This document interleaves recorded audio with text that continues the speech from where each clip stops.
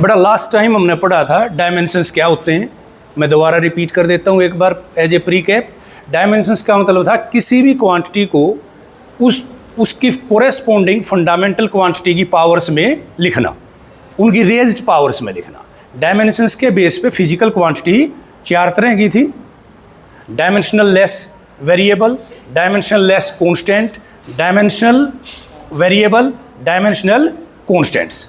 ऐसी क्वांटिटी जिनके डायमेंशंस नहीं होते और वैल्यू वेरी करती है उसे कहते हैं डायमेंशनल लेस वेरिएबल। एग्जाम्पल आपको दिए थे जिनके डायमेंशंस नहीं है, लाइक एंगल, स्ट्रेन, वेरिएबल भी हैं और डायमेंशंस नहीं है, उसको हमने कह दिया डायमेंशन लेस वेरिएबल।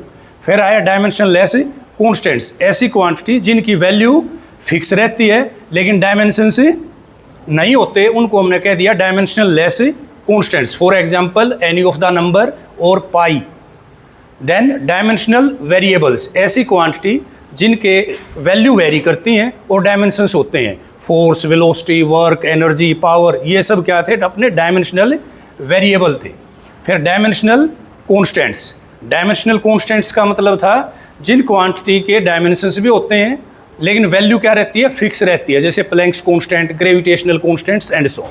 इसके अकॉर्डिंग हमने सब क्वांटिटीज़ के डायमेंशंस कल याद कर लिए थे या बनाने आ गए थे। जैसे मास का था तो हमने बता दिया था भाई मास का डायमेंशंस होगा m1 L0 T0। Like that force का हमने याद कर लिया था, फोर्स का डायमेंशंस था m1 L1 T-2 and so. सब के डायमेंशंस हमें याद होने चाहिए थे, वो टेबल आपको बनवा दी थी। अब इस डायमेंशनल एनालिसिस में हमें मैथमेटिकल प्रॉब्लम सोल्व करनी है तो एक मेन रूल आता है principle of homogeneity. Principle of homogeneity ये आप कर भी चुके हैं डेली लाइफ में तो ये एप्लीकेबल है ही, आज आप यहां भी समझेंगे। Principle of homogeneity it states that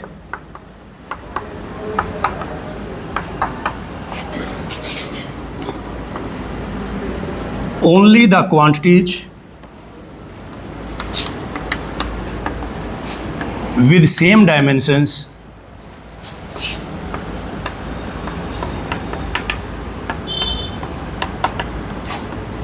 can be added or subtracted, can be added or subtracted। हम सिर्फ उन क्वांटिटीज को आपस में ऐड और सब्ट्रैक्ट कर सकते हैं बच्चे जिनके डायमेंशन से सेम। अब इसको थोड़ा सा डिफरेंट वे में डिस्कस करेंगे ताकि आप मैथमेटिकल अप्लाई कर पाओ। जैसे L प्लस M है, L प्लस M का मतलब है बेटा लेंथ प्लस मास। क्या हम 2 kg में 1 मीटर ऐड कर सकते हैं? नहीं कर सकते। That means not possible. आप बोल सकते हैं बेटा यूँ, इतना भी डरने की जरूरत नहीं है, नॉट पॉसिबल। ठीक है, लेंथ में मास को आप ऐड ऑन नहीं कर सकते। कोई भी जिन दो क्वांटिटीज के डायमेंशंस अलग अलग हैं they can not be added, can not be subtracted. Clear? अब L प्लस L कितना होता है? L प्लस L 2L नहीं लिखेंगे बेटा, L लिखेंगे। L plus L is L। यहाँ वैल्यू नहीं है, ये सिर्फ नेचर ऑफ क्वांटिटी है। लेंथ में लेंथ ऐड करेंगे, लेंथ आ जाएगी। T plus T, T, very good. अब देखो M0 L1 T-1 plus M0 L1 T-2, not possible. दोनों के जो डायमेंशंस हैं वो अलग अलग है। अगर ये एक बार में ऐड ऑन करना आ गया तो न्यूमेरिकल आसानी से चलते रहेंगे आपके। यहीं पे हम लिखते L1 T-1 plus L1 T-1, कितना लिख देंगे? L1 T-1, नेचर सेम रहा। माइनस कर दिया T-T, कितना होता है? T, ये ध्यान रखना है, कभी इसने भी 0 लिख दे। यहाँ पे T का मतलब है टाइम माइनस टाइम, ये वैल्यू नहीं है कोई। Time minus time is 0 time. Clear है? इसके बेस पे 4 एप्लीकेशंस हैं अपने पास इसकी, वो डिस्कस करते हैं एक बार। अब यूज क्या है? आपने इतनी मेहनत करी, ये डायमेंशंस याद करे होंगे ऐसा मैं मान लेता हूं, तो क्या क्या एप्लीकेशंस है? सबसे पहली इक्वेशन है बेटा to check the accuracy of an equation. हमें कोई भी इक्वेशन दे दी और हमारे से पूछ लिया ये बताओ ये इक्वेशन ठीक लिखी है या गलत लिखी है, तो उसकी एक्यूरेसी करेक्ट करने के काम आती है। For example E is equal to mc² दे दिया, उसने बताया E for energy, M for mass, C for speed of light. बताओ ये करेक्ट है या इनकरेक्ट है। देखेंगे अगर दोनों तरफ के डायमेंशन सेम होंगे तो करेक्ट है, सेम नहीं होंगे तो इनकरेक्ट है। Left hand side is E, ठीक है। E के डायमेंशंस एनर्जी के M1 L2 T-2। Right hand side mc², M के dimensions M1 L0 T0। C के dimensions M0 good L1 T-1 power 2, that becomes M1 L0 T0 and then 2 को अंदर लेके आए M0 L2 T-2, multiply the 2, M की power add हो जाएंगे बेटा 1 + 0 1, L की power 0 + 2 L2, 0 - 2 T-2, which is equal to left hand side. So equation is correct. ठीक है। अब इसकी एक जो शॉर्टकमिंग रहती है कई बार, वो लिख देता है इसको E is equal to 3/2 mc², तो भी ये करेक्ट ही रहता। आप लेटर ऑन डिस्कस करेंगे डायमेंशंस की लिमिटेशन क्या है। लिमिटेशन यही है मैन कि आगे जो एक्यूरेट फार्मूला है ना उसके बारे में बात नहीं करता, उसमें कौन से वेरिएबल यूज हो रहे हैं उनके बारे में बात करता है। आप इसी को लिख देते हैं E is equal to mc² sin theta, तो भी ये ठीक होता। अब हम सबको पता है एनर्जी मास रिलेशन ये है, एक्यूरेट तो यही है, पर अगर न्यूमेरिकली डायमेंशनली हमने प्रूव करना होता तो इसको भी ये सही बताता डायमेंशंस, इसको भी सही बताता। These are the limitation of dimensional analysis. Clear है। एक और न्यूमेरिकल एक बार करते हैं, आसान सा है। E is equal to h², एक बार आप ट्राई करेंगे फिर मैं करवाता हूं।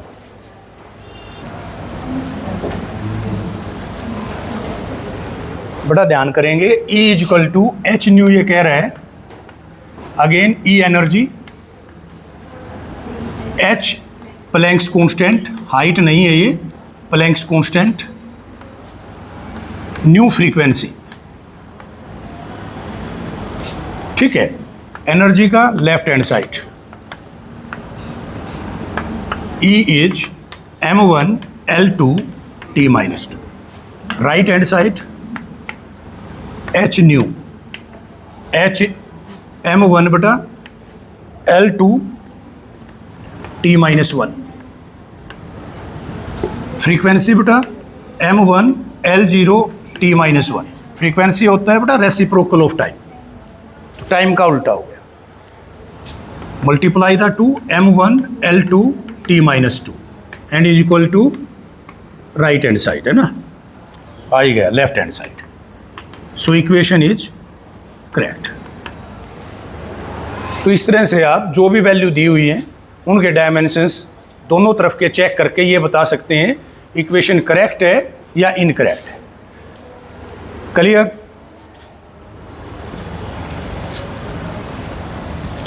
दूसरा देखते हैं एक बार। टू ड्राइव ए फार्मूला,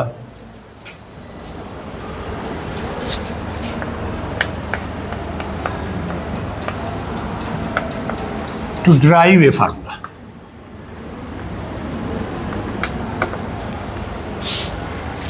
अब आपको पता है कि एक गिवन क्वांटिटी ABC वेरिएबल पे डिपेंड कर रही है, पर एक्यूरेट वैल्यूज नहीं पता। एक्यूरेट वैल्यूज का मतलब है आपको ये नहीं पता स्क्वायर आएगा, अंडर रूट आएगा, रेसिप्रोकल में आएंगी एंड सोन। तो आपको एक्यूरेट फार्मूला ड्राइव करना है, तो उसके लिए भी आप डायमेंशंस की हेल्प लेंगे। For example, the time period of A pendulum depends on its length and acceleration due to gravity. Acceleration due to gravity. What is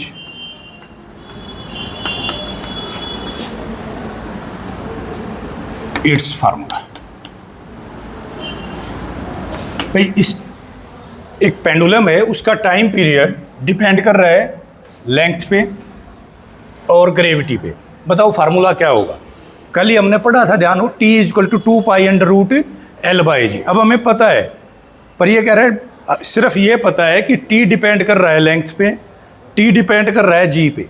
कैसे डिपेंड कर रहा है, उसकी वेरिएंस क्या है, पावर्स क्या है, वो नहीं पता। तो कैसे करेंगे वो ध्यान करेंगे। आप बताएंगे hair T is directly proportional to, ध्यान करें, T is directly proportional to L/a, जिस पे भी डिपेंड कर रहा है। ये कह रहा है T डिपेंड कर रहा है लेंथ पे, पावर कितनी है अननोन है, तो T is proportional to L/a, T is proportional to G/b। एक डिपेंड कर रहा है एक्सेलरेशन ड्यू टू ग्रेविटी पे, उसकी पावर है b।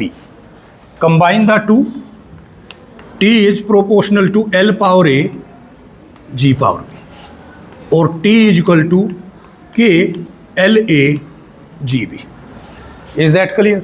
ये एक इक्वेशन बन गई बेटा कि टाइम डिपेंड कर रहा है, प्रोपोर्शनलिटी का साइन हटाया, K is a dimensional less constant, dimensional less constant, इसके डायमेंशंस नहीं मानेंगे।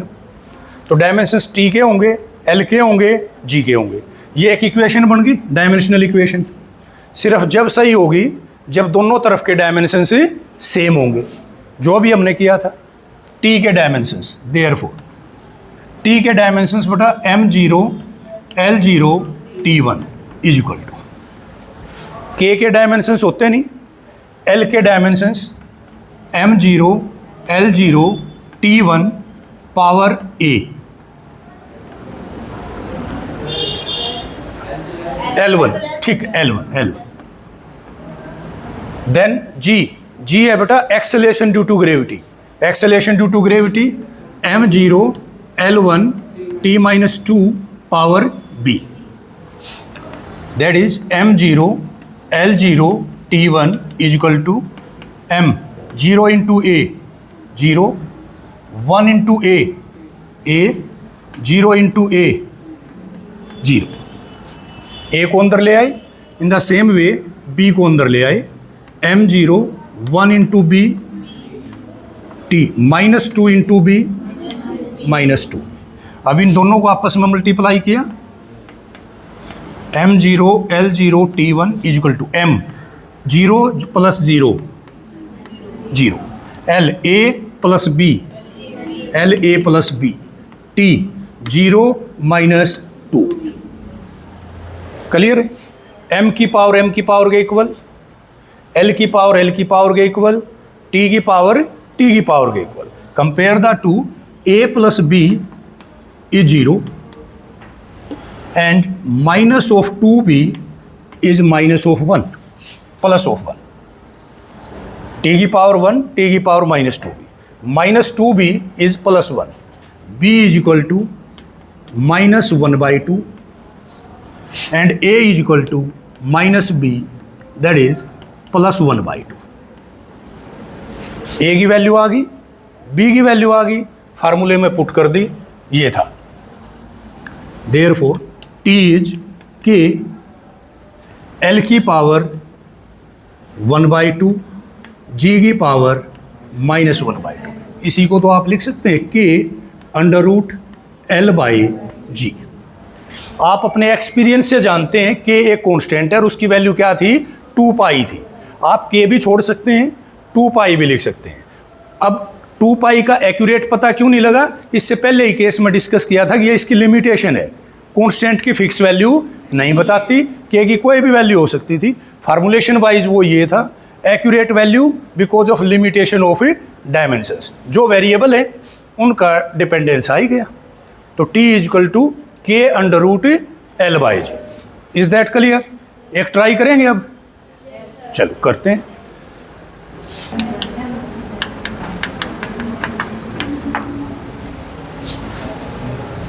M1, हाँ एक और एग्जांपल ले लिया। ये कह रहा है F is proportional to eta power A, R power B and V power C. The viscous force depends on coefficient of viscosity, eta power A, R radius of the body, power B, V velocity of the body, power C.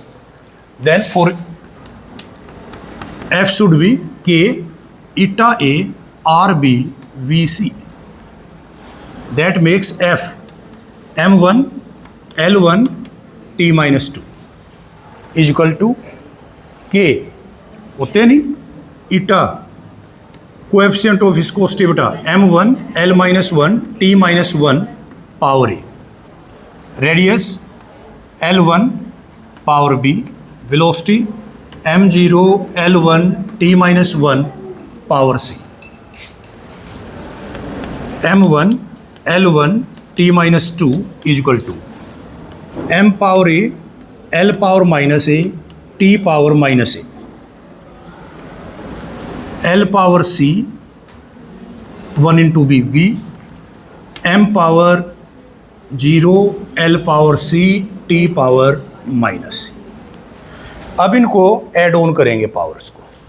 M की power A यहाँ है ही नहीं, यहाँ भी नहीं है, that becomes M power A, L power minus A plus C, minus A plus C, T power minus A, हाँ B भी है बेटा, B plus C, T power minus A minus C। अब M की पावर के बराबर, L की power के बराबर, T की पावर T, M की power A is 1, L minus A plus B plus C is 1, minus A minus C is minus 2, that is A plus C is 2। Minus था दोनों तरफ, A की value थी 1, 1 plus C is 2, C is 1, minus 1 plus B plus 1 is 1, B is 1, A1 B1 C1। So formula becomes F is equal to K eta power 1 R power 1 V power 1। In real F is 6 pi eta RV। ये formula होता है, viscous force का formula होता है बेटा। ठीक है, यहाँ तक देखेंगे। अब एक दो आसान से आपको है ना, दोनों पार्ट के रेडियस पे वेलोसिटी पे, तो जिन पे डिपेंड कर रहा है उन्हीं के प्रोपोर्शनल हमने मान लिया और अपनी मर्जी से पावर मान ली, क्योंकि पावर पता नहीं, A B C unknown value है जो हमने कैलकुलेट करनी। कांस्टेंट आ जाएगा, ये कांस्टेंट कोई भी वैल्यू हो सकती है, डायमेंशनल लेस यहाँ पर। ठीक है, फर्स्ट वन ए, लेफ्ट हैंड साइड लिया बेटा हमने हाफ एम वी स्क्वेयर। ध्यान करें बेटा 1/2 के होते नहीं, M1 L0 T0, then V M0 L1 T minus 1 power 2, that is M1 L0 T0 M0 L2 T minus 2, M1 L2 T minus 2। Right hand side बेटा MGH M1 L0 T0, G बेटा acceleration due to gravity M0 L1 T minus 2, H height बेटा L1। Rearrange किया बेटा M1 L0 L1 L1 L2 T 0 minus 2 minus 2, which is equal to left hand side। So equation is correct। Second देखें बेटा B part, ये कह रहा है work done, left hand side बेटा वर्क डन एनर्जी होता है बेटा M1L2 T-2, right hand side बेटे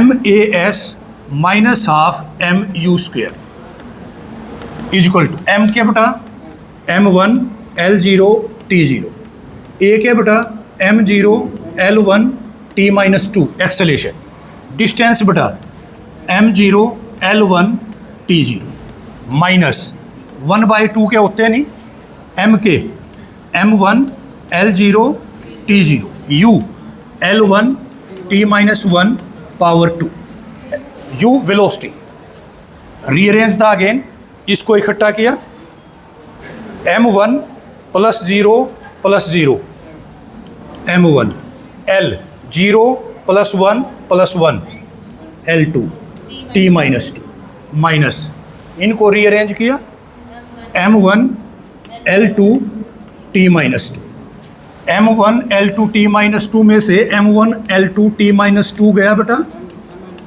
T-2, एनर्जी में से एनर्जी गई, एनर्जी रहेगी, which is equal to left hand side.